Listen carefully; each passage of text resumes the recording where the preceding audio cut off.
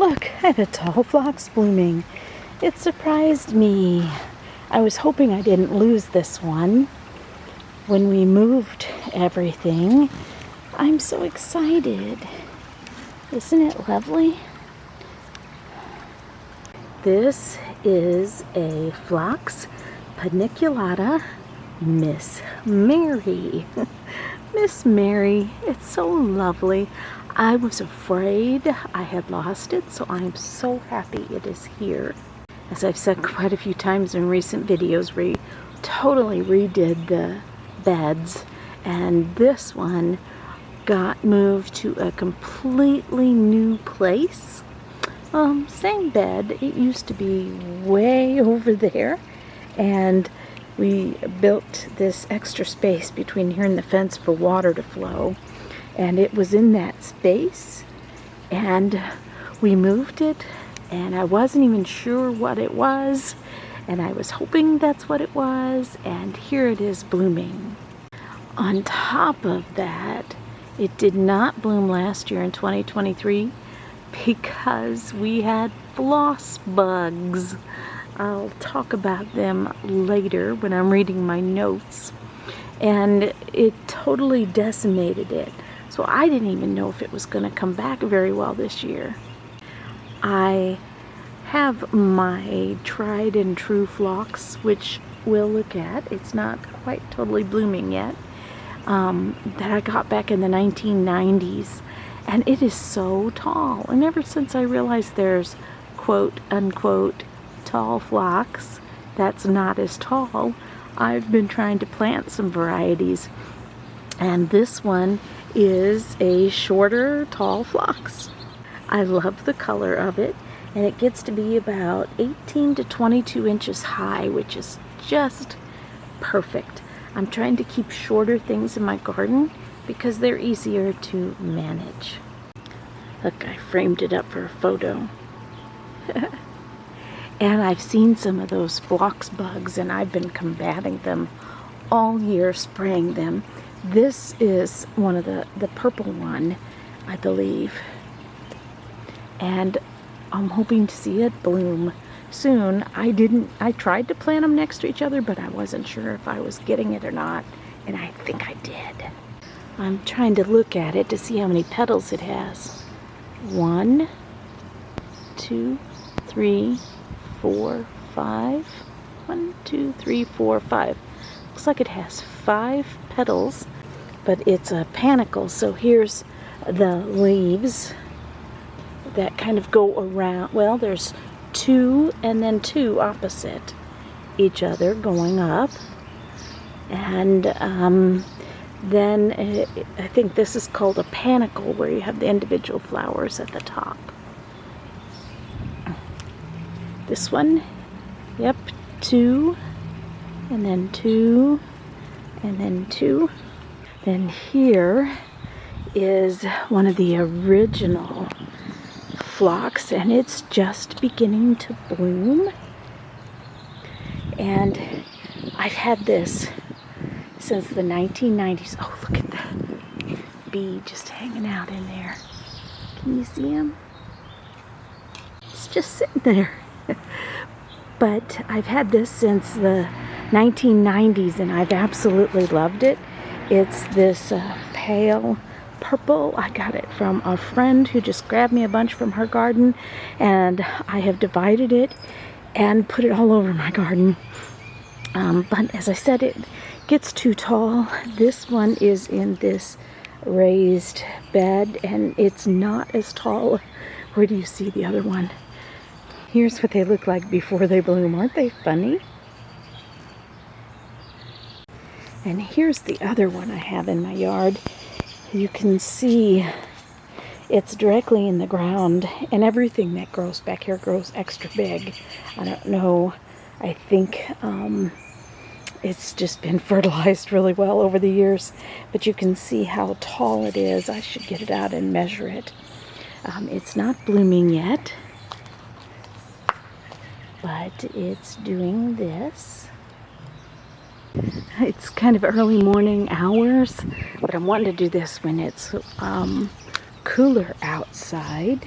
So here's some tall phlox blooming. I absolutely love it. You saw the Miss Mary short variety, which I love as well, and I want to propagate that. But in the 1990s, my friend Susan gave me these. Our sons were in Cub Scouts together and in school together, and they were friends. And I've taken them and just spread them all over the garden, and then I've kind of pulled them back so there's not as many of them as well. But I do love them. They're one of my favorite in the summer. Assuming this purple one is a Phlox paniculata, like the Miss Mary one, but I really don't know. Traditional phlox grows from 2 to 4 feet tall, which is nice. That's about how high this is. But I have this same plant that's, well, maybe about 4 feet tall. I guess it is about the same. It just is deceiving. It seems taller back in the other garden. Powdery mildew can be a problem, so you want to allow lots of air through it. But I don't have any powdery mildew to show you this year, so that's awesomeness. And as I talked about before, last year for the first time ever, and I've had this since the 1990s, I had a phlox bug, and it's called a Hemiptera or a Lopedia davisi, something like that is the scientific name. I don't care to know scientific names for bugs. But it literally decimated the leaves. It ate the leaves, it poked the leaves and sucked them out until it did not even bloom anymore. Now the one in the back bloomed, but before I could record this video, I was waiting for these to bloom in the front of the garden beds, and they never bloomed. And that's how I learned about it. And I've been spraying them. I've been seeing them. They look like little beetles, and they have red on them. And I'm just so delighted that I have blooms this year. So these bugs, the Lopedia is the name, and their common name is scarlet plant bugs. And there's over 90 species. And as I understand it, certain species host on certain plants, but might eat other plants. In other words, the plant certain is where they lay their eggs for breeding. So the hosta bug lays their eggs on hosta plants.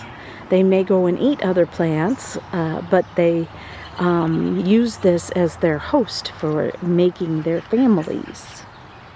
I read there's a Lopedia confluenta for daylilies. They host on daylilies, and I've got those blooming right here in the early morning sun, but I'd never see those.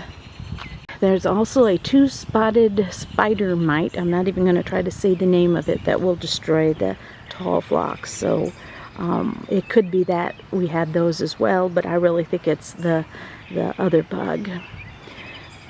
So the tall phlox is an upright plant and almost looks like a wild sweet William to me. The flowers do, but much larger. These are on panicles though.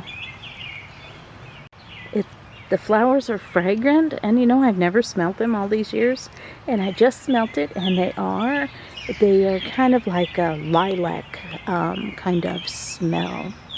So when they're done blooming, I will simply, deadhead them pretty far down and leave some of the leaves, and it'll be a nice little patch of foliage in the garden. The best time to divide them is the early spring when they first appear out of the ground. So when they're just tiny bits out of the ground, I take a trowel and I divide them. And they're not very good to divide right now. I don't think they are.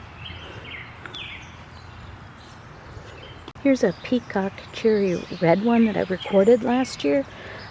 It was the only one blooming, so we've got its own website page and video. And it's very short, you see. I actually had 2 of them, and it does almost look like a weed. I can see why that would get picked as a weed. And the second one had looked like it was diseased and dying, and I was afraid it had a virus or something, so I yanked it out of the ground, and now I only have the one. So here is the other tall phlox, and you can see it is much taller. I need to get a ruler out and measure them. And this is a gray head coneflower, or a drooping coneflower, and they're going to look great together when they start blooming together. This does have a lot of buds, so I'm going to come back when it's blooming and show it to you. Oh, there's a butterfly. I love the way the garden looks in the early morning sun, but it doesn't come across the camera that way. But I wanted to show you the other patch of tall phlox in the backyard that are going to be blooming that I'll come back to. I believe this is tall phlox, the purple variety. And over here is the purple variety, and that's the Miss Mary, and I definitely love the Miss Mary, and I want to spread it as soon as I can.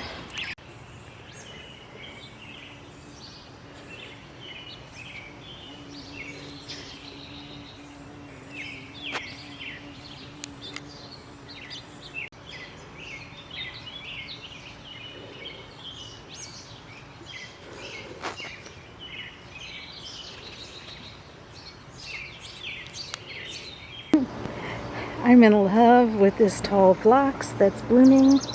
It's not quite blooming over here yet.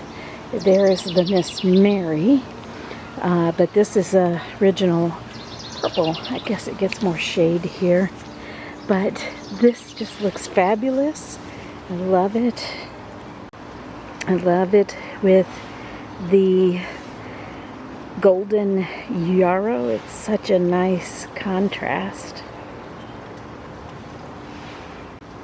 And then when we're from the patio, you see this patch, and then you see that patch.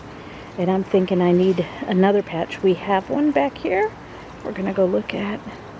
This one we looked at earlier is still blooming profusely, and it looks great with the pink rose and the coneflower perking out behind it.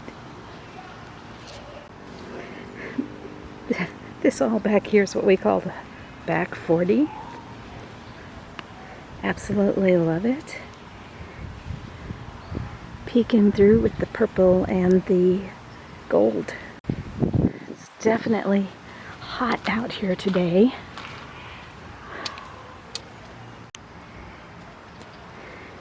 Isn't it lovely? Look at those two together. I love it. That's the gray head coneflower. When I filmed it a couple weeks ago, it wasn't blooming so profusely. But look, this tall phlox, everything is always taller here. I love it all blowing in the wind. Super hot out here, but then again, nice breeze. I think this is a great combination back here. They just go together so well. We have the tall phlox and the gray head coneflower blooming, and right next to it is the tiger lilies.